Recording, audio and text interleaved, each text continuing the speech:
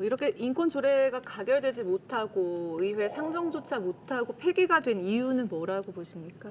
이유는 여러 가지가 있는데요. 사실은 이 조례를 둘러싸고 저희 지역에서도 저한테 찾아와서 반대하는 이유를 말씀하셨는데 같이 대화 중에 이 조례가 그런 조례가 아닙니다라고 말씀을 드렸고 저희 지역에서는 그렇다면 이 조례를 잘 운용해 봐달라라고 당부까지 받았는데 동성애를 조장한다라는 거예요. 그다음에 인권 사무는 국가 사무이지 지방자치단체의 사무가 아니다라는 거. 그 요 두 가지로 반대를 하거든요. 근데 국가 사무이지 지방자치단체 사무가 아니다라고 얘기를 하는 건 시나 군이나 도나 중앙정부나 모두 다 국가에 포함되기 때문에 이건 잘못 이해한 거고 동성애를 조장한다라고 얘기하는 것은 저는 아무리 생각을 해봐도 이게 동성애와 무슨 관련이 있을까라는 생각을 하는 거죠.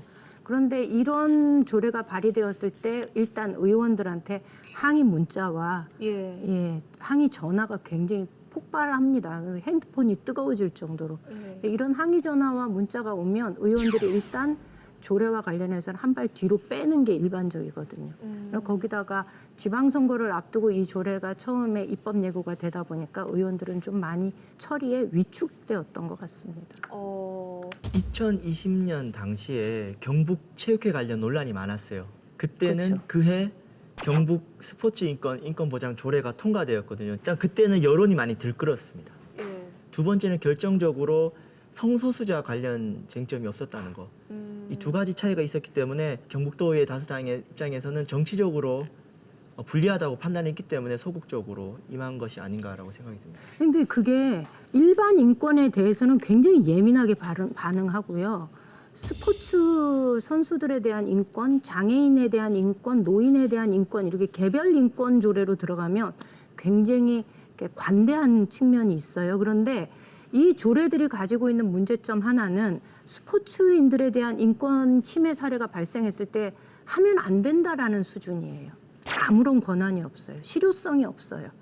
근데 거기서 딱 멈추고 조례를 만든 것으로 정치인들이 자신의 역할을 다 했다라고 일종의 면죄부처럼 내미는 게 그런 조례인 거죠. 저도 이 조례가 폐기되는 과정을 지켜보면서 애초에 임예위원님과 함께 발의했던 의원분들이 있었잖아요. 근데 저희 상임위 다 다 찬성해서 이렇게 발의를 했는데 항의가 들어오고 나니까 이렇게 쑥 빠졌는데 사실 시민들 입장에서 그럼 우리한테 뭐가 좋은데 이 조례가 만들어지면 제가 생각했을 때 다른 것보다 장애인 시설이라든가 노인 요양 시설이라든가 여기서 인권 침해 문제는 경북에서도 매년 자꾸 벌어집니다. 그런데 이걸 감시하고 감독하고 또는 인권 침해 사례가 생겼을 때 제보할 수 있는 공간, 조사할 수 있는 사람이 생긴다면 적어도 우리 가족이 그런 시설에서 인권 침해를 당할 확률도 줄어들 뿐더러 당했다고 하더라도 그 이후에 어떤 조치를 할 수 있는지 신뢰를 가질 수 있게 되거든요.